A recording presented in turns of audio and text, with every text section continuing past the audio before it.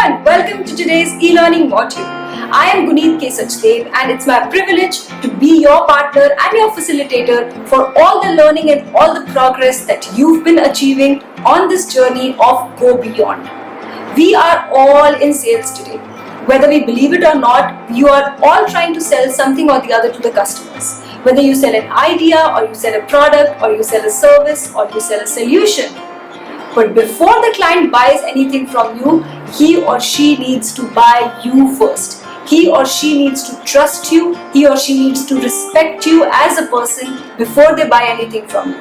And I'm sure that by now you all realize that in order to get respected from our customers, we need to talk, write and look like mature professional bankers. We are working on a strong foundation of these 4 pillars, and on this foundation we are going to build a strong personal brand for ourselves. Today we are working on the second pillar of email excellence. Emails have been an important tool in our professional lives for a long time. In fact, we can't even imagine our professional lives without emails. And now, in the times of lockdown and social distancing, the importance of emails have gone even higher. And yet, they are not just a communication tool.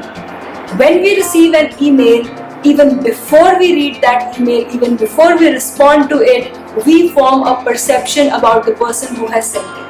So your emails are also a tool in your brand kit now. They also are a symbol of your personal brand. When you receive an email which is divided into points and has a good structure, you think of the sender as an organized person. When you receive an email which has a formal greeting and language, you think this person seems to be very courteous, very polite. When you receive an email which has a lot of spelling errors, you can't help but think that this is a careless person. When you receive an email which has a lot of smileys and emoticons and funny faces, you will judge the person to be immature.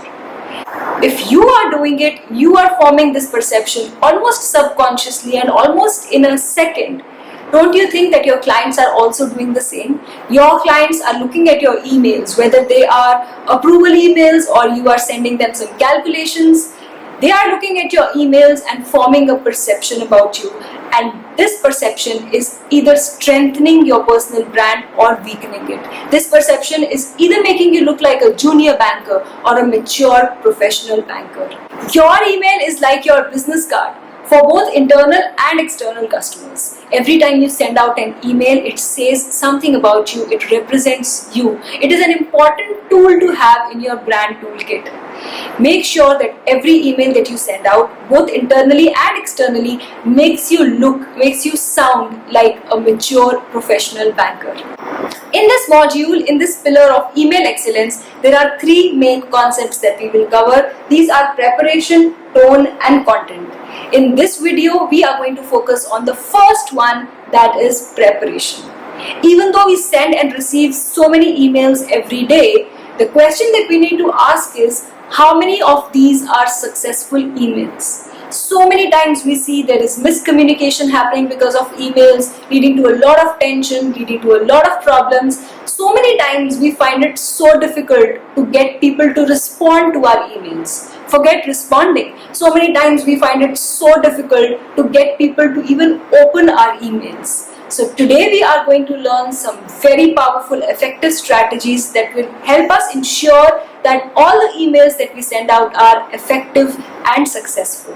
Let us look at the objectives. We are going to build skills in ensuring your emails get the response that you need. We are going to do this through some concepts and some real life examples, so that you will be able to consciously increase your success when sending your emails. Let us take a moment to pause and think of some of the reasons why we send emails. Sometimes you may be sending an email to send some illustrations or send some product brochure, share calculations or send a summary of your discussion with the client. Sometimes you may be sending emails to get an approval, to ask the client to submit a missing document, or to execute something, or to connect to some other client. We can basically club them into 2 broad categories. Either you are sending emails to share information, or you are sending them to get some action or to get something from the client. A lot of times we receive emails where we read the email and we are trying to figure out what is this person really trying to say? What is his purpose? What is his objective behind writing this email? And no matter how hard we try, we cannot understand why has this person written the email.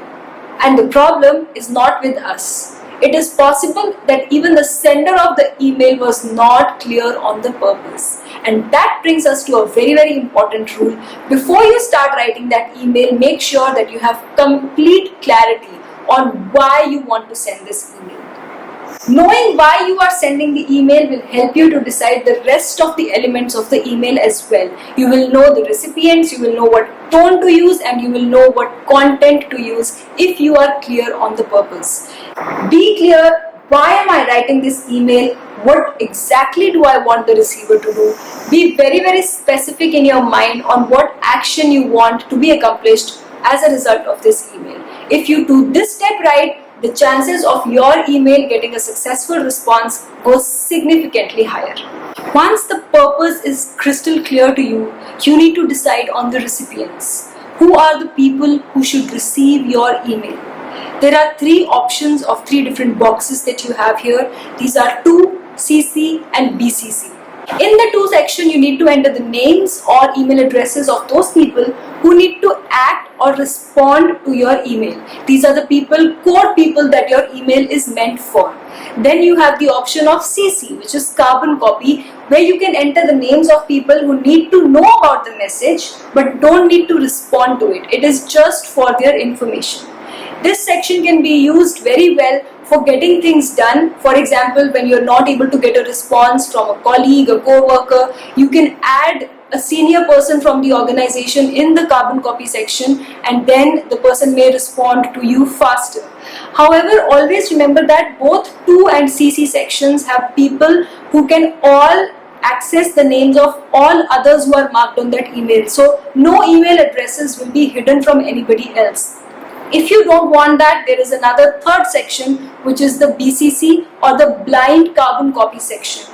Here, we use this when the recipients do not need to know who the other recipients are, for example, in distribution lists. So let's say you want to send a mass mailer, a mass information to all of your clients, or you want to inform all your clients that you are going on leave for a few days, or you want to send a New Year message.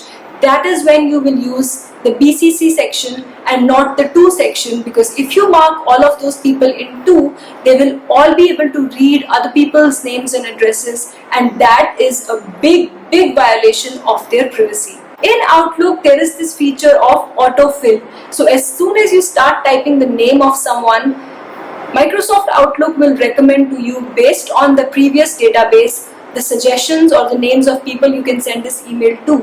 A lot of times the first few letters of names of people are similar, so you might end up sending the email to the wrong person. Sometimes a lot of your clients or your colleagues can even have the same first name. Sometimes they can have the same first name and last name also. So be very careful with autofill and make sure that your email only goes to the correct recipients. Has this ever happened to you?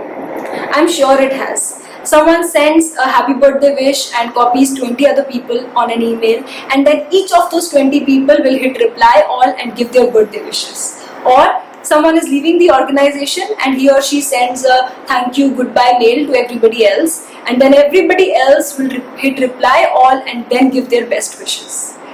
Imagine cluttering the mailbox of all other people with these unimportant messages. I'm sure even you would have done it at some point or the other, and remember that all other people who were receiving your message wanted to do this same thing to you.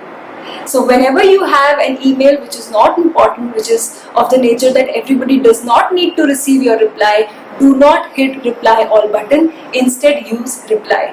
Look at this email now and see what do you think is wrong with it.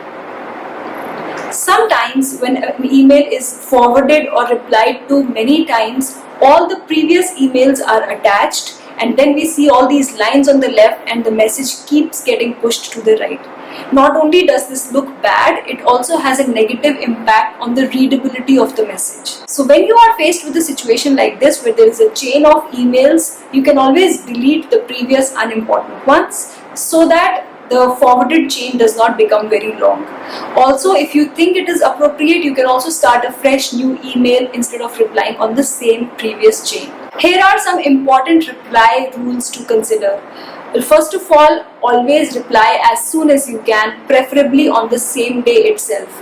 If you send a prompt reply, you come across as someone who is responsible, someone who is professional, and someone who can be trusted. Remove those names from to and CC who do not need to see your email. Only use reply all if you think that the message you are sending is relevant for each person marked on that email. Delete all the unnecessary forwards.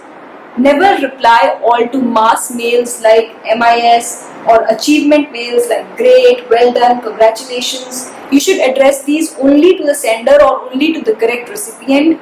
And never hit reply all even to mails like information sent to lists of people by admin or HR or credit. Things to remember when forwarding an email.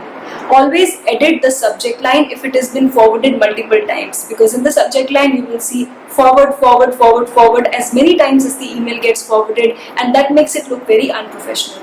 When you are forwarding an email to me, don't just forward it to me without giving any other additional information. Always add your purpose statement, a note or a comment at the beginning telling me why you are forwarding this email and what action you would like me to take on it.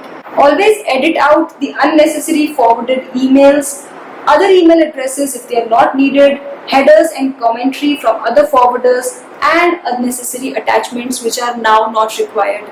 Even though this is a forwarded email, add it your personal flavor, give it your personal touch, make it look professional, because even this email is a representation of you, of brand you, and even this email is going to create a perception in the mind of the recipients. Sometimes in a mail chain that is going on, you want to include some new people because this new information is now relevant to them as well.